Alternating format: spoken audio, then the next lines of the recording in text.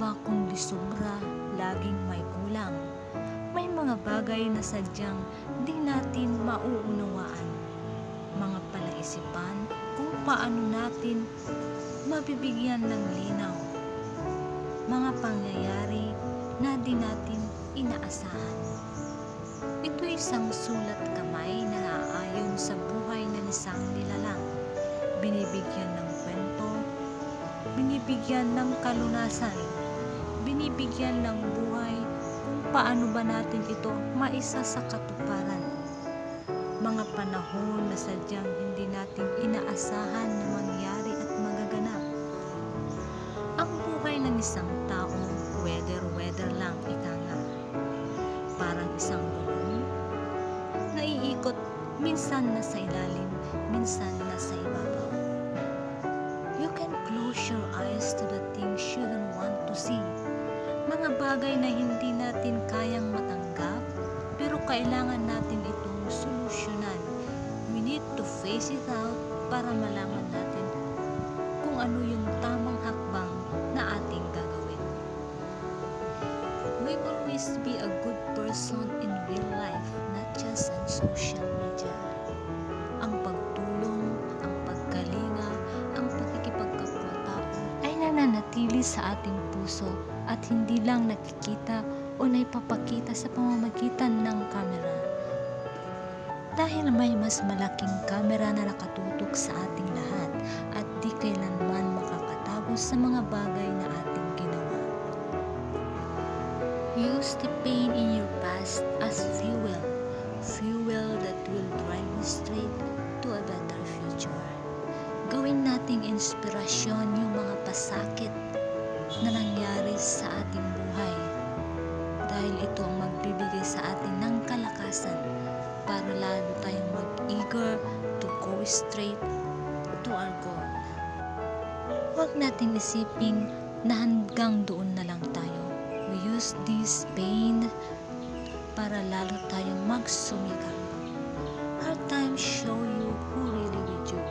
Sa oras ng pangangailangan at kagipitan, dito natin makikita at masusukat kung sino yung mga tunay na kaibigan na maaas. Manatili ka sa isang tao, isang kaibigan na laging nandyan sa oras ng pangangailangan at hindi naghihintay ng anumang kapalit. Hindi ka man nakakarinig ng mga matatamis na salita mula sa kanyang bibig, pero nakikita ang kadakilaan sa kanyang puso at hindi lamang sa mga salitang lumalabas sa kanyang mga bibig. Don't think too much, just do what makes you happy. Enjoy lang natin ang ating buhay dito sa mundong ibabaw. Matuto tayong makontento sa mga bagay na meron tayo. Importante masaya tayo sa ating ginagawa nang wala tayong inaapakan o nasisirang pamilya, buhay o kaligayahan ng ibang tao.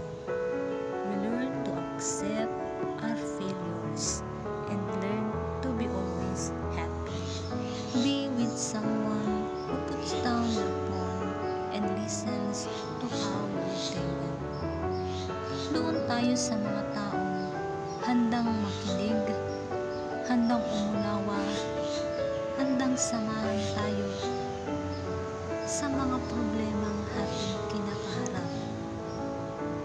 Handa silang magbigay ng ideas, opinion o advice. Handang ilaan ang kanilang oras, open their heart and arms para tulungan tayo in terms of our lives. Your life has purpose. Your story is important. Your dreams count. Your voice matters. You were born to make an impact. It doesn't matter if we failed in our life. Dahil lahat tayo may kanya-kanyang purpose. Lahat tayo may kanya-kanyang istorya. Lahat tayo may pangarap. And we are born to make an impact in this world. Don't be afraid kung minsan man tayo ay nagkamali o minsan tayo ay nadapa. Dahil walang perpekto dito sa mundo. Kailangan natin harapin yung mga bagay na sadyang nagpapahirap sa atin. We need to struggle, we need to fight, we need to do our best. Nang sa gayon makita natin kung ano yung mga bagay na dapat nating baguhin or i-improve. We pick up those broken pieces and try to fix it up. Gawan natin ng solusyon, gawan natin ng paraan kung paano natin magiging mapaganda pa o maayos yung mga bagay na nasira o napagkamalian natin. No retreat, no surrender. Dahil you are a warrior. Warriors that never give up. And they don't back down. Pick up your sword, your shield, and fight. Lalaban tayo. Babangon tayo. At pagpatuloy natin yung makikipaglaban sa lahat ng hamon sa buhay by not giving up. Babangon tayo muli and don't just stand up from our failure. Dahil lahat tayo mayroon kahinaan. Even strong people have weak moments. And from these our weak moments, dito tayo kumukuha ng lakas para lalo pa tayong maging strive hard, para lalo pa nating pag-igihan, para lalo pa nating improve ang ating sarili for a better and fruitful life. Don't just end up for being a failure. May mga bagay na sadyang nakalaan sa isa't isa. Kung hindi mo kayang higitan, huwag mong siraan. Kung ano ang mayroon ang ating kapwa, maaaring ito'y pinagsikapan o sadyang para sa kanila. The only thing we can do is to inspire. Make this challenge para kung ano yung mayroon sila hindi man natin mahigitan, at least masubukan natin kung hanggang saan ang ating kakayahan. And we do this as a challenge, and we do this in a good way. I've learned more than pain than I could ever learn from pressure. Dahil yung mga pasakit, yung mga kabiguan na nangyari sa aking buhay will leads me to be more stronger. Yun ang nagtuturo sa akin para lalo akong magsumikap, para lalo kong i-prove sa iba na if others can, why can't I? Sa pagkakamali na ating nagawa, huwag nating tutukan ng isang bagay lamang, kundi pagtuutan natin ng pansin the other side, kung saan nakaukit ang mga magagandang alaala o bagay na ating nagawa. Masarap mabuhay ng walang inaapakan. Masarap mabuhay ng walang inaapakan at sinisiraan. It doesn't mean na regular kang pupunta sa bahay dalanginan na isa ka ng mabuting tao. Ang tunay na replika natin ay makikita sa kalooban. There is no greatest religion than humanity. Sometimes, animals have great heart than human. Marriage has no expiration. Ang pag-aasawa parang lupa lang yan. Never mong maaangkin at masasabing sa'yo kung wala kang pinanghahawakang titulo. A marriage is a secret na hindi mo basta-bastang isusuka pag ayaw mo na. Bago mo pasukin ang isang bagay, kailangan pag-isipan mo ito ng mabuti. Nang sa gayon, wala kang pagsisisihan sa bandang huli. Life must go on. Kahit ano pa man yung mga gossip behind you, ignore them dahil hindi naman nila alam kung ano yung napagdadaanan ng bawat isa sa atin. Stand on your own shoe.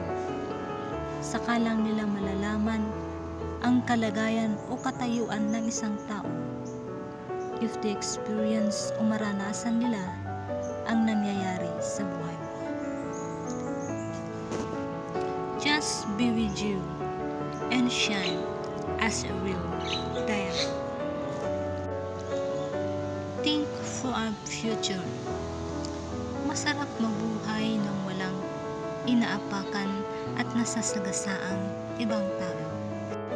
Ikaw ang driver at nagmamanipula sa buhay mo. Kaya wag mong isipin yung mga taong sumisira at humihila sa'yo pababa. Dahil kung sino yung ibinababa, yun ang itinataas ng Panginoon. Keep on praying to God and surrender everything to Him. Because God is the way, the truth, and the life. Whoever believeth in Him shall not be perished, but have an eternal life. Every unanswered prayers, it doesn't mean that God abandoned us. We need to wait for the proper timing. Dahil God knows kung ano ang nakabubuti at sadyang nakalaan para sa atin. Huwag tayong padalos-dalos sa pagdedesisyon dahil kadalasan dito tayo mas lalong napapahamak. And don't do unto others what you don't want others do unto you. Sa pagtulong, wala kang sumbat na maririnig. Dapat kusa at galing sa puso. Because God knows what is inside of every human. I love you, Lord. Oh, baby, when you talk like that, you make a woman go mad. So be wise and keep on reading the signs of my body.